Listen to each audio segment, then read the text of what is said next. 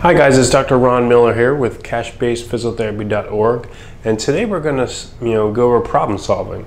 And what problem is a cash-based physiotherapy practice solving? So in any business, you have to solve a problem. Elon Musk and Tesla and Solar City, they're solving the reusable or solar power or energy problem, trying to make cars, with the carbon and trying to master the electric car. SpaceX, if we're staying on Elon Musk, is trying to create a reusable rocket. Any business is a problem solver. So even the guy who made untuckit.com is solving the problem of guys wearing a dress shirt that's untucked and never fits right. So the question is, what problem is a cash-based physiotherapy practice solving? So first, let's identify the problems and then we'll provide the solutions. So over here is my list of the problems. So let's look at the problems. Problems in healthcare. What is cash-based physiotherapy settings solving? So there's long waiting periods. This is long waiting periods in the waiting room, and this is long waiting periods of waiting weeks and months to even get in to see the specialist. Okay. Another problem is a lot of treatments nowadays are being performed by techs and assistants. This isn't just in physiotherapy, this is in all of medicine. There's more physician assistants being, when the patient's going to receive the service, they're expecting to see the physician or the specialist or the doctor of physiotherapy, and they're getting seen by techs and assistants. That's a problem. 3 is poor patient satisfaction and poor customer service. Let's face it, if you've ever been a patient in a doctor's office, you really don't get the Disney experience when it comes to healthcare.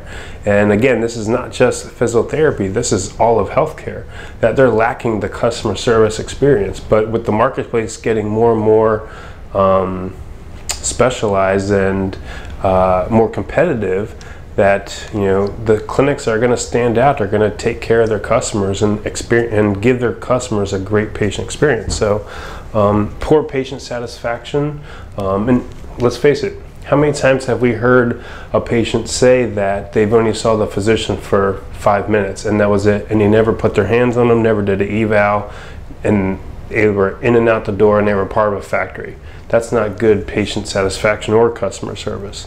Another problem in healthcare is that the cost of healthcare is inflated too much.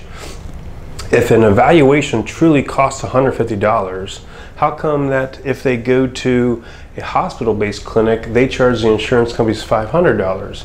If you go to a chiropractor, maybe it's $300 or $250. If you come to your physiotherapist, maybe it's $150. So we all know that this is a major problem in healthcare. It's the inflated cost of healthcare. It's way too expensive. 5, whether you realize this or not, more healthcare programs are going towards, or health insurance companies are going towards high deductible based programs for their clients and beneficiaries. So if you have a $5,000 deductible, you're going to have to be aware of what treatment is going to cost this much versus this person says this much. It's going to create a competitive market. But the trend's going to be with, this is just catastrophic plans now, and that if you look at what's going on in the news nowadays with the new healthcare bill being passed, they don't consider physiotherapy essential. Though politicians, insurance companies, lobbyists, they don't see the value in physiotherapy, and they're not going to. So I would not wait around for them to start making changes, because even the new healthcare bill said physiotherapy is not essential. So look at it this way, the future of healthcare is going to be higher deductible healthcare plans, and they're going to be catastrophic plans. So I use the example of this when looking at auto insurance and car insurance. If you get into an accident, it's going to cover the accident if your car is damaged, but your insurance company is not going to cover tire rotations and putting in new tires, oil changes, any kind of maintenance stuff. And that's probably what physiotherapy is going to fall into. So now, if deductibles are going to go up and physiotherapy is not going to be considered essential, where's physiotherapy is going to fit in? So this is where you have to tap into this market, that if a patient has plantar fasciitis and they have a $5,000 deductible, You know, you can go to the hospital-based organization, get imaging that you don't really need probably, get some injections, some pain meds, and told you have foot pain, and they'll send you on your clinic to 3 times a week for 4 weeks. It's going to cost $5,000 easily, or more. And the patient's going to have to pay out of pocket for that. Or you can go to your chiropractor. They'll treat you for twice a week for 8 months for $4,000. But if you go to this cash-based physiotherapy practice that will do proven treatments for you, maybe it'll cost $3,000 or $1,800, whatever you end up charging. But you see that you got to take advantage. This is a problem that's occurring, but we can provide a resolution, and a cost-effective resolution in a cash-based clinic. Number 6 is then standard insurance. You know, insurance companies dictate treatment. They don't have any medical training. There's no reasoning behind this. They just say that they're going to pay for this or not, and they don't have any reasoning behind it. And the insurance companies and money dictates treatment in standard healthcare. You know, in standard physiotherapy, if I see someone 3 times a week for 4 weeks and don't even get them better and bill the crap out of their insurance using 4 to 5 units a visit, that's more money coming into the clinic. Money is incentivizing treatments with this versus.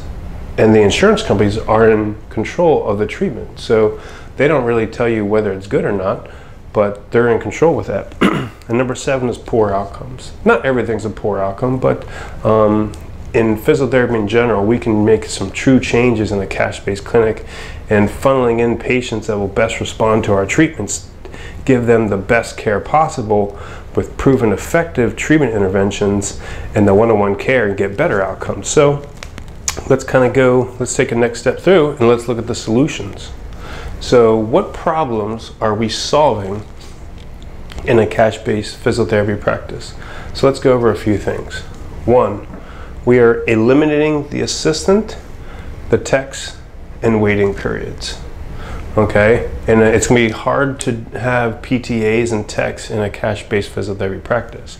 And our practice or our clinics are smaller, more one-on-one care where they don't have the waiting periods. And in my clinic, a patient will have to wait at most a week, if that.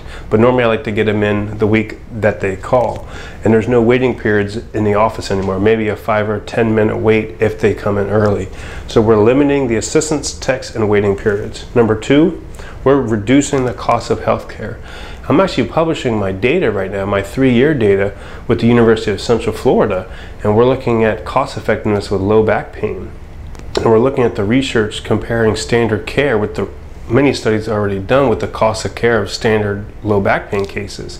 And the average cost of low back pain in the year of 2016 for Pursuit was $805. And that was the average. So I'm actually publishing that, but we can actually reduce the cost of healthcare in a cash-based physiotherapy setting. Number 3, we're improving outcomes and patient satisfaction. I don't care whether you're in a factory setting compared to cash-based, there's no way that you're going to be able to compete with patient satisfaction in standard PT healthcare versus a cash-based setting. There's no way around it. The patient satisfaction is going to be much higher in a cash-based physiotherapy setting. And if you're an expert and you can do proven treatments, you know, even your outcomes are going to be better. In standard care, you'll be like 3 times a week for 4 weeks, and that's what your script says, and that's what they're trying to incentivize you to do. In a cash-based setting, you may be able to get that person better twice a week in 2 weeks, pain-free, done in 2 weeks. So we'll have increased outcomes and better patient satisfaction. And 4, you know, a cash-based setting is creating a new cost-effective system that puts the patient's values first. So what is best for the patient, and you know, given their diagnosis, their prognosis, what is best for the patient and what the patient wants is what the patient's going to get in a cash-based setting. So these are the 4 problems that we are solving, and these are the solutions, and why a cash-based physiotherapy clinic is going to answer these healthcare problems and do what's best for our patients in your local area. So let me know if you have any questions. If you want to visit the website, it's cashbasedphysiotherapy.org. Please share this video on your social media, and stay tuned till next time. Thanks.